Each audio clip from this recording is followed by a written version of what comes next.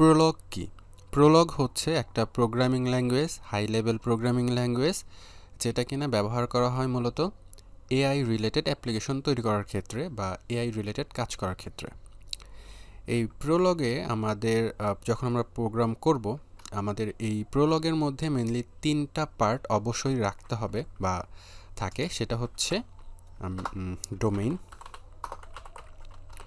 Domains, দেন হচ্ছে predicate,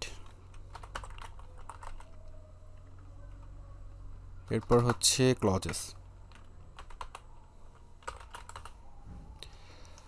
Prolog প্রোগ্রামের মধ্যে এই 3টা পার্ট অবশ্যই থাকে।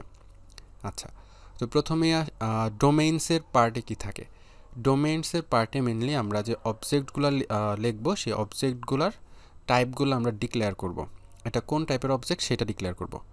প্রেডিকেটের মধ্যে আমরা ক্লসেসের মধ্যে কি থাকে মেনলি? ক্লসেসের মধ্যে মেনলি অনেকগুলা ফ্যাক্ট ফ্যাক্ট থাকবে বা হচ্ছে রুলস থাকবে। মানে ফ্যাক্ট, রুলস যাই লিখবো না কেন সব কিছু এই ক্লসেসের মধ্যেই থাকবে। তো ক্লজেসটাকে আমরা যদি সি প্রোগ্রামিংয়ের সাথে কম্পেয়ার করি, এটাকে অনেকটা আমরা সি প্রোগ্রামিংয়ের যে মেইন ফাংশন ছিল ওই মেইন ফাংশনের সাথে কম্পেয়ার করতে পারি, কারণ ক্লসেসের মধ্যেই মেইনলি আমাদের প্রোগ্রামের অলমোস্ট সব কিছুই থাকবে আর কি। এখানে আমরা সব কিছু লিখব, রুলস, ফ্যাক্ট বা যাই লিখি না কেন এই ক্লজেসের মধ্যেই থাকবে।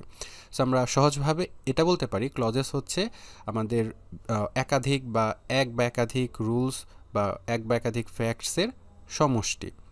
ওকে, আর প্রেডিকেটসের মধ্যে মেনলি আমরা যে ক্লসেসের মধ্যে যে ফ্যাক্টগুলো লিখব বা যে রুলসগুলো লিখব সেগুলো ডিক্লেয়ার করব। বা প্রথমে আমরা এটাকে প্রেডিকেটসকে আমরা অনেকটা সূচিপত্রের মতো বলতে পারি বা সূচিপত্র হিসেবে কম্পেয়ার করতে পারি। তো প্রেডিকেটসের মধ্যে মেনলি আমরা ডিক্লেয়ার করব যে রুলসগুলা বা যে ফ্যাক্টগুলো আমরা লিখব সেগুলো আমরা প্রেডিকেটসের মধ্যে মেনলি অ্যাসাইন করে দিব বা ডিক্লেয়ার করে দিব। আর ক্লসেসের মধ্যে মেনলি আমরা ফ্যাক্ট লিখব বা রুলস লিখব, যাই লিখব না কেন এগুলো সব হচ্ছে এই ক্লসেসের মধ্যে থাকবে।